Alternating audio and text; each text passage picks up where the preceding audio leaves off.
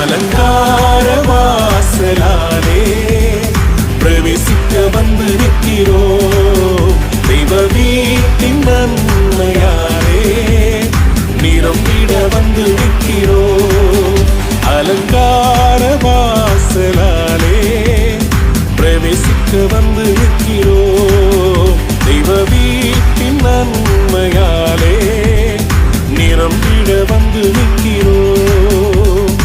ஆராதிக்க வந்தோம், அன்பு கூட வந்தோம், யெகோவா தேவனையே துதித்திட வந்தோம், தொழுதிட வந்தோம், தூயவர் இயேசுவையே. Come on everybody, கைகளை தட்டி